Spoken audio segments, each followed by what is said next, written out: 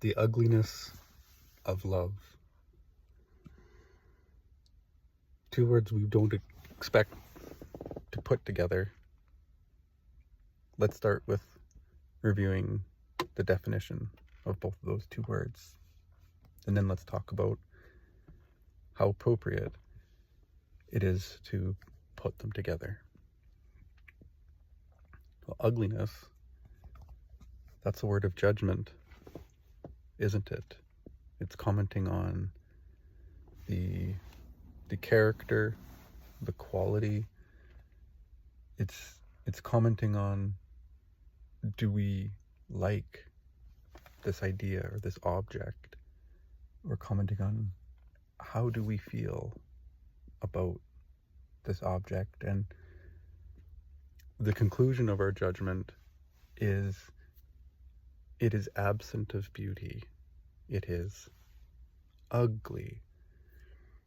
It's not saying that it's evil, although evilness is often, in literature, often paired with ugliness.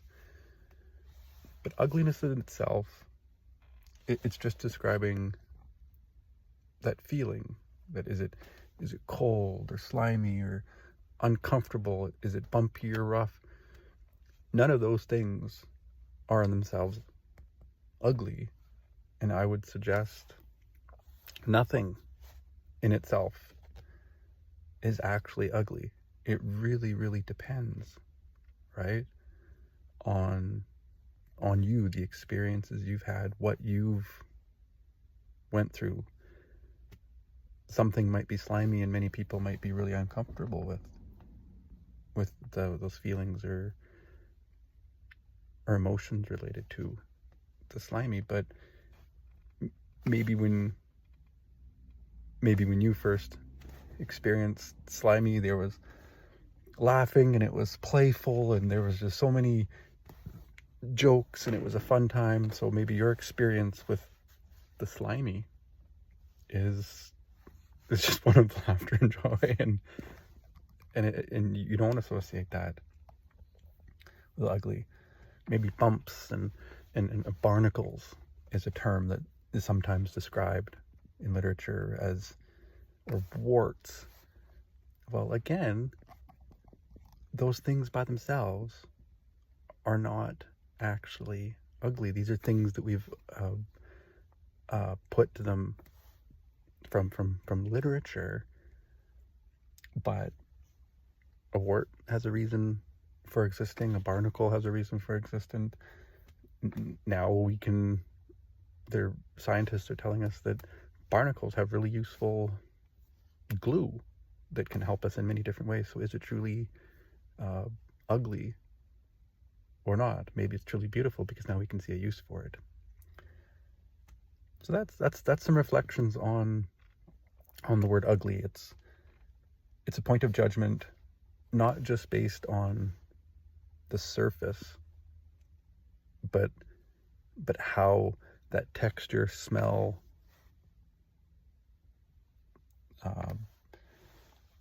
sight of that object, how we feel about it. And it's very unique to each person. Love is a word that is used a lot, isn't it? It's a word that may be really hard to describe. As we age, it means different things. At least in the English language, we only really have one word for love, but in many other cultures and languages, there's a description of I love you like a brother, I love you like a family member, I love you like a mate, I love you. I think there's 4, for instance, that the Romans or the Greeks had. They had 4, and I've heard that of many other cultures. So love it's a broader concept that I would say that the English language has kind of struggled with. I would say it's maybe an overused word in pop culture and in popular literature right now. That, oh, I love this, I love that. you don't love that. It's you really like it. It's invoking desire, but that's not necessarily love. Love is different to a middle-aged man than as a youngster, as a teenager, as a young man. As a middle-aged man now, I would describe love as this commitment, this insistence, this study, this duty, where when you truly love something, it's how you behave, it's how you approach it. You don't have the high passions and the burnings of when you were a young man or when you were a kid. You don't have like the jumpy excitement about maybe a toy or a piece of candy. You don't have the warmth as much when you're a young man, like hugging a grandparent, like, oh, I love a grandparent, or hugging your dog, I love a dog. Or it's a different feeling now for a middle-aged man. That love, it's like deep roots, deep sincerity, that when you say you love something and when you feel that love, it's that deepness, that whoa, I really have these other words associated with it, this duty, this commitment, this responsibility, this insistence of study, that I love you, so I want to understand you.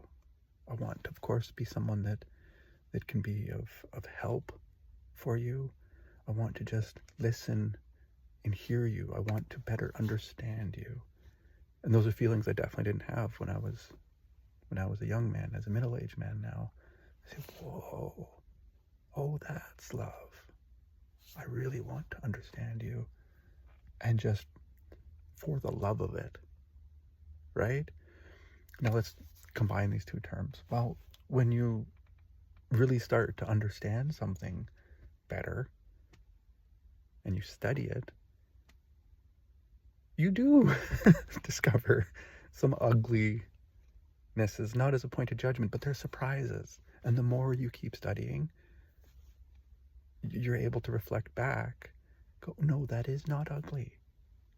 That was just me when I was younger.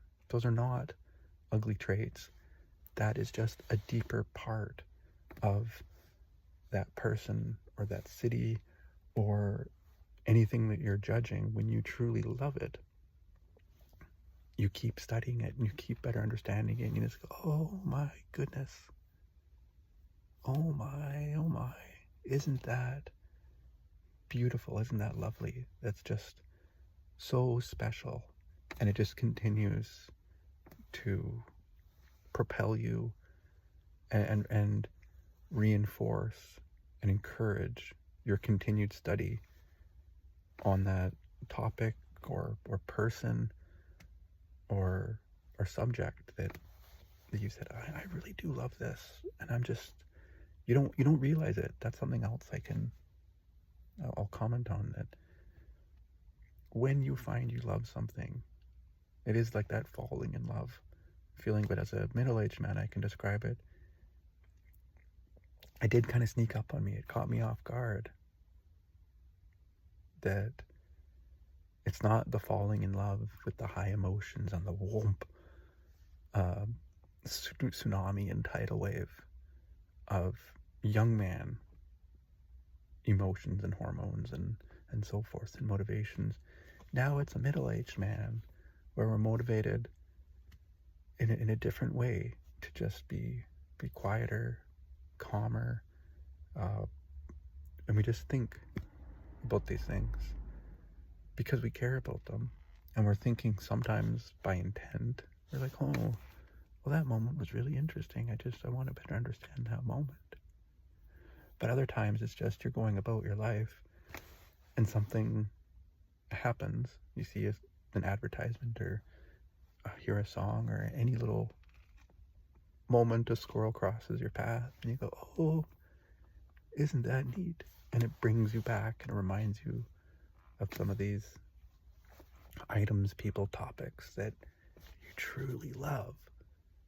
And that's the side that sometimes it's not even by intent, it's just because you have that deep commitment to better understand. You're constantly, the world, so to speak, is constantly just kind of bringing you back to these topics that you care so much about.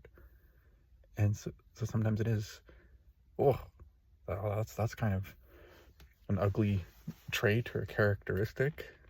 And then, months and weeks and years pass and you go, oh, wow, no, of course not. Of course that can't be ugly. That's just another part of that person. That's just another part of that city. Or, I love the ocean, someone might say. So of course that slime or sea urchin or other things or all these things that maybe we might have first thought was ugly, as we continue to study, you go, oh, that's just part of the whole package. So there you have it.